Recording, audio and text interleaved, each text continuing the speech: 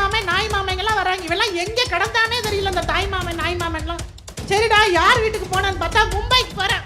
நான் முதல்ல மும்பைல தாய் மாமன் ஆயிக்கிறேன், அப்புறம் தமிழ்நாட்டுல தாய் மாமன் ஆயிக்கிறேன். வெக்கமா இல்ல? இவன் பின்னாடி ஒரு கூட்டம் போது 2 பேருக்கு தான் போட்டி. சத்தியமா நான் ஒத்துக்கிறேன், இவங்க 2 பேருக்கு தான் போட்டி. எதுல? துண்டு சீட்டு ஏப்போர் சீட்ல. ஆபாசமா நீ நல்லா பேசுறியா, உன்னை விட அதிகமா நான் எழுதுறேன்னு போட்டி ஓட்டி எழுதுறதுல திமுகவுக்கும் தாவேக்காவும் தான் போட்டி. மக்களை காப்பாத்துறதுல நினைச்சு போனேன்னா மண்ணா போயிருவேன். இந்த போனாங்க இல்ல கரூர்ல நல்லா வச்சிருக்காங்கடா பேரு. இவனுக்கு ஜனநாயகம் இல்லையா, பிணநாயகன். போராடம்லாம் போனவங்களுக்கு இந்த கை சூரியனுக்கே போட்டு பழகிருச்சு, இந்த கை ரெட்டலைக்கே போட்டு பழகிருச்சு. ஆமா, இந்த கை வேற என்னத்துக்கு பழகுச்சு தெரியுமா? பல பெண்களை விதவையாக்கியது இந்த கைதான். போட்டு போட்டு பழகுச்சுல. உங்கள் தலைமுறைகளை குடியாரர்களாக மாற்றியது உங்கள் கைதான், உங்கள் கைதான். உங்க கையை வச்சுதான் உங்க கண்ணை குத்திக்கிட்டு இருக்காங்க ஒவ்வொரு 5 வருஷத்துக்கு ஒரு தடவையும். ஆனா இது தெரியாம பெருமை. ஜெயிக்கிற கட்சிக்கு ஓட்டு போட்டல, திமுகவை ஜெயிச்சிச்சு. நான் திமுகவுக்கு தான் ஓட்டு போட்டேன். ஜெயிக்கிற கட்சிக்கு ஓட்டு போட்டோம். இந்த வளர்ந்துகள்ல 20 நாள்ல 8 பாலியல் குற்றங்களுக்கு மேல நடந்திருக்கு. லாக்அப் டெத் எண்ணில் அடங்காத அளவுக்கு போயிருக்கு. சட்ட ஒழுங்கு சந்தி சிரிக்குது. காவல் நிலையத்துல காவலர்களுக்கே பாதுகாப்பு கிடையாது. தேமுதிக அதெல்லாம் எங்க இருந்துச்சுன்னே தெரியல. வெளியில சொன்னா வெக்கக்கேடு. இந்த சிவாஜி கிருஷ்ணமூர்த்தின்னு ஒருத்தர் இருக்காப்ல, ஆக சிறந்த பேச்சாளர். கருப்பா இருந்தாலும் கருத்தா பேசுவாப்ல. அப்படி ஒரு கருத்துனா கருத்து. மேடை ஏறிட்டாப்லன்னா பாத்துக்கோங்க, விசில் பறக்கும். அப்பேற்பட்ட சிவாஜி கிருஷ்ணமூர்த்தி இந்த அம்மா பிரேமலதாவை பத்தி என்னென்ன பேசியிருக்கான்னு ஒரு நிமிஷம், ஒரே ஒரு நிமிஷம் அந்த அம்மா அந்த வலையொலியை ஸ்க்ரோல் பண்ணிச்சுன்னு வச்சுக்கோங்க, சத்தியமா நிக்கவே முடியாது. 10 சீட்டு 11 சீட்டுன்னு உள்ள போய் நிக்கிட்டாங்க. உண்மையிலே ஐயா விஜயகாந்த் இருந்திருந்தாருன்னா என்ன நினைச்சிருப்பாருன்னு தெரியாது. வடிவேலுவை வச்சு ஐயா விஜயகாந்த் இன்னைக்கு ஒண்ணு இல்லாம ஆக்கி இன்னைக்கு சமாதியாக்குனது இந்த கூட்டம் தான். ஒரு குடி நோயாளியா மனநோயாளியா மக்களிடத்துல சித்தரிச்சது ஊடகங்களை வச்சு யார் பண்ண வேலை? இந்த திமுக தான். ஆனா 10 சீட்டுக்கு அந்த மனுஷனோட மொத்த லட்சியத்தையும் அவர் சமாதியிலே இந்த அம்மா சமாதி ஆக்கிருச்சுன்னா இவங்களை நம்பி போறவங்களோட நிலைமை என்ன? எதுக்குங்க நீங்க எனக்கு ஃப்ரிட்ஜ் தரணும், நீங்க எதுக்குங்க 1000 ரூபாய் தரணும்? இது எல்லாத்துக்கு மேல நீயே என் பிள்ளைக்கு தாய் மாமன் ஆகணும். வராங்க தாய் மாமன் நாய் மாமங்கெல்லாம் வராங்க. இவெல்லாம் எங்க கடந்தானே தெரியல அந்த தாய் மாமன் நாய் மாமன்லாம். சரிடா யார் வீட்டுக்கு போனான்னு பார்த்தா மும்பைக்கு போறேன்.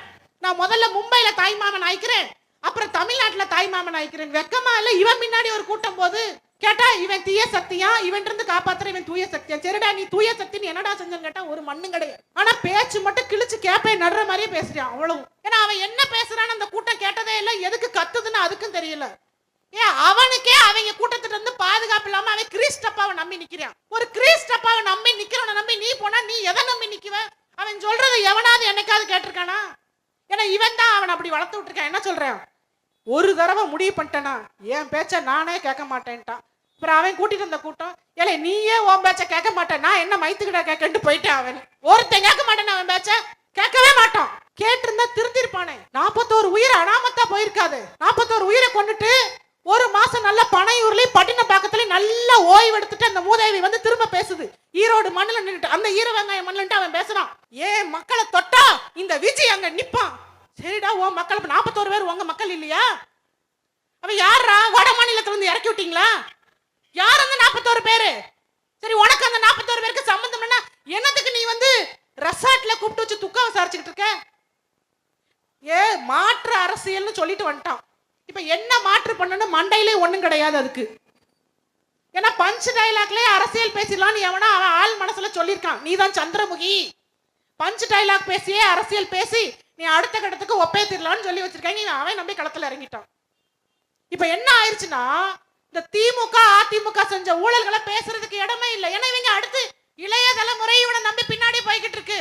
இப்ப அரசியல்ல இருந்து இந்த மக்களை காப்பாத்துறதா இவன் பின்னாடி போற கூட்டத்துக்கு தெளிவுபடுத்துறதான்னு தெரியாம இன்னைக்கு எல்லாமே செய்ய வேண்டிய காலகட்டத்துல நம்ம இருக்கிறோம். இந்த மண்ணுக்கும் மக்களுக்குமாக நாங்க ஆட்சி செய்ய வந்தோம்னு சொன்னவங்க ஒருத்தருமே உங்களுக்கு எதுவுமே பண்ணல. அதுக்கு என்ன சான்று தெரியுமா? அப்படி ஏதாவது ஒண்ணு செஞ்சிருந்தா ஒருத்தனை 1000 ரூபாய் தர வேண்டியது இல்ல, ஒருத்தர் 2000 ரூபாய் தர வேண்டியது இல்ல, மூணாவது வந்த தாய் மாமா 2500 ரூபாய் மொய் எழுத வேண்டியது இல்ல. இந்த கூட்டம் தானே சொல்லுச்சு வேண்டாம் வேண்டாம் இலவசம் வேண்டாம்னு சொன்னோமே இந்த வந்துட்டான்ல. ஏன்னா அவனுக்கு எதுவுமே தெரியாது. எழுதி கொடுக்கறவன் என்ன எழுதி கொடுக்கறானோ அங்க எப்படி ஸ்கிரிப்ட் எழுதி கொடுப்பாங்களோ அந்த டயலாக பேசுவான். இங்க எவன் ஜான் ஆரோக்கியசாமி இப்ப 4 கூட சேர்ந்துருக்கு, அது என்ன எழுதி தருதோ அதை பேசிட்டு போகும் மூதேவி. இதுக்கு ஒண்ணுமே தெரியாது. கருணாநிதியின் மேல 1000 விமர்சனம் இருக்கலாம், ஆனா அந்த மேடையில வந்து அவர் மனைவி தாயால மேல தப்பா பேசுனதே கிடையாது. எம்ஜிஆர் மேல 1000 விமர்சனம் இருக்கலாம், அவர் வந்து அவர் மனைவியை பேசுனது கிடையாது. ஆனா ஒட்டு பண்ணல. எப்படி? நல்லா கேட்டுக்க. மகளிர் தினத்தை பெண்களை கூட்டி வச்சுக்கிட்டு தன் சொந்த மனைவி 25 ஆண்டுகள் வாழ்ந்த மனைவியை ஒரு 2 பிள்ளைகளுக்கு அதான அம்மா, அந்த பிள்ளைகளுக்கு எதிர்காலம்னு ஒண்ணு இருக்குல்ல, மேடை ஏறி சொல்றான். அதை பத்தி நீங்க கவலையப்படாதீங்க, அது ஒர்த்தில்ல அப்படிங்கிறான். கட்டிய மனைவியை ஒர்த்தில்லைன்னு ஒருத்தன் மேடை ஏறி சொல்றானா? ஏய், அவனை பெத்தவங்களே அவன் தெருவுல விட்டுட்டான், அவன் பெத்ததுகளையும் தெருவுல விட்டுட்டான். உங்களை எல்லாம் காப்பாத்துன்னு எந்த நம்பிக்கையில பின்னாடி வர? இந்த வடிவேலு சொல்லுவாப்ல, பெத்தவங்களை விட்டுட்டு வரல, பெத்ததுகளை விட்டுட்டு வந்திருக்குமான்ல, அது அந்த பொம்பளைக்கு பொருந்துச்சோ இல்ல இந்த மூதேவிக்கு கரெக்டா பொருந்தது. பெத்த பிள்ளை தனியா கிராஜுவேஷன் வாங்குது அண்ணனோட போய், அப்பா அம்மா 70ஆம் கல்யாணத்தை அனாதையா கொண்டாடுறாங்க. இவர் என்ன பண்றாரு? நடிகையோட ஜோடி ஓட்டு வராப்ல.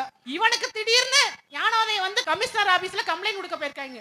இத்தனை வருஷ காலத்துல இவன் கூட்டம் பூரா அவ்வளோ ஆபாசமா எழுதுறாங்க பெண்களை. அது எங்களை நீங்களா பாத்தீங்கன்னா எங்களுக்கு இல்ல அவ்வளவு எழுதிருப்பாங்க.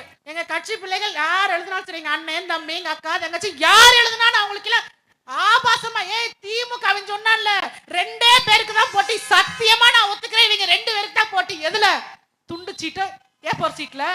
ஆபாசமா நீ நல்லா பேசுறியா, உன்னை விட அதிகமா நான் எழுதுறேன்னு போட்டி ஓட்டு எழுதுறதுல திமுகக்கும் தாவேக்காவும் தான் போட்டி.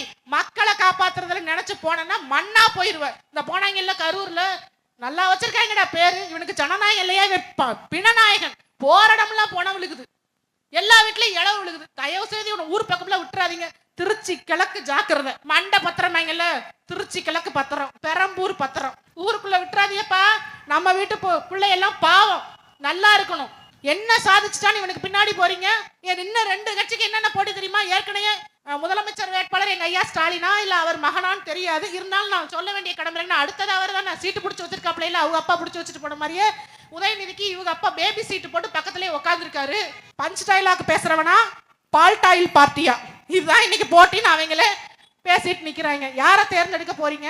5 வருஷம் ஆச்சு.